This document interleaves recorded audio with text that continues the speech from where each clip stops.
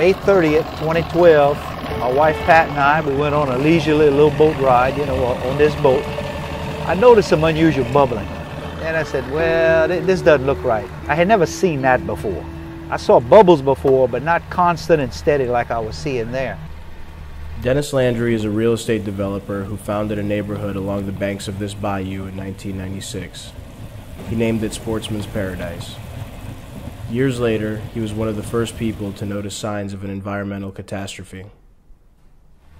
But then August 3rd was the big game changer. That's the day the sinkhole appeared, where once there was just a stand of cypress trees and tupelo gum trees. All the trees were gone. I caught a glimpse of hell on earth.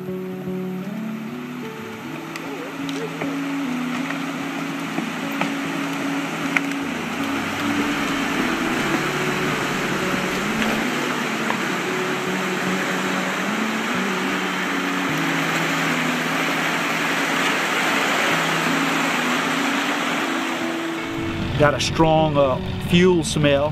What I thought was diesel at the time, which I think may have been some diesel, but it may have been crude oil also. Most people believe the sinkhole occurred because the Texas brine cavern, known as Oxy No. 3, was mined too close to the edge of the salt. Texas Brine is a Houston-based mining company that supplies a salt solution to local petrochemical firms. To create the solution, known as brine, the company pumped water into an underground salt cavern under Bayou Corne. Later, they extract the solution. But in 2012, the brine-filled cavern collapsed, creating a sinkhole and releasing oil and methane gas deposits.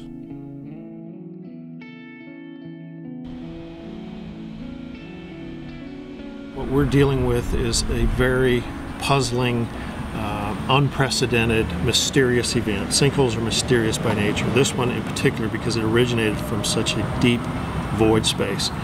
And the aftermath effect of that sinkhole was the distribution of small volumes of natural gas at low pressure over a broad area. We had no certainty over what volume we would ultimately end up with trying to handle. We went into an emergency response mode, began to prepare ourselves to collect any contaminants that would form on the surface.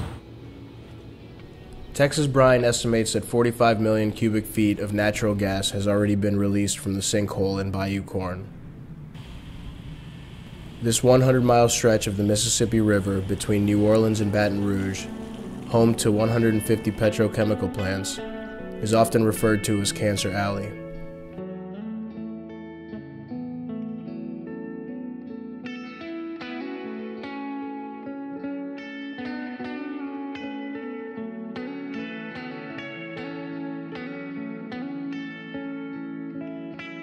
With the sinkhole expanding, releasing more gas into the air and water, many residents believe it is too dangerous to stay.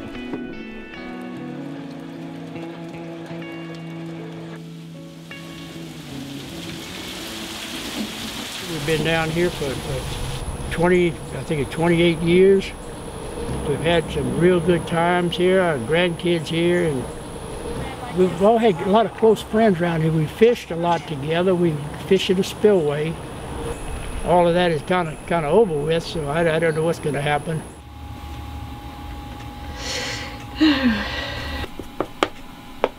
We all moved down here with the intention of being here for the rest of our lives, you know. I'm painting Ethel and Roy's house, which they live on Sauce Pecan, because this is their retirement home that they're losing.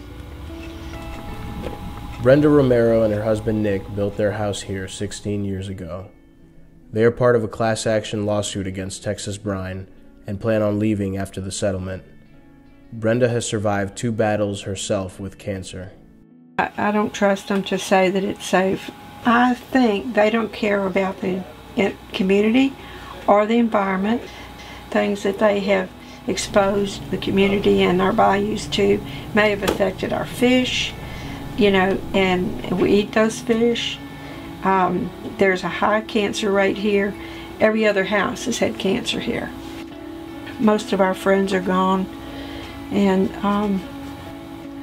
when we go take our walks, it's really depressing to to see all the places that are abandoned now, you know, because of Texas brine.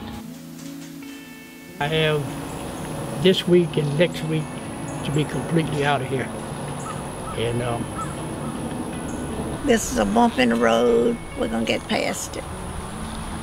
It'll be hard, but we will.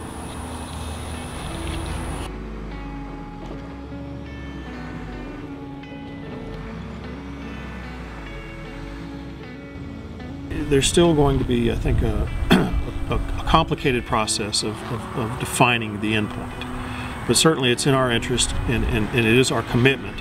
We are going to stay here and do everything we can to get things back to normal. Texas brine offered residents buyouts of their homes, and close to half have accepted the offer. Others are suing the company for more money. The sinkhole is now about 25 acres in size and growing. Paradise is threatened, for sure. I mean, there's many people that have already given up our little Bayou Paradise, and I'm just not one of those. I haven't given up on our Bayou Paradise yet.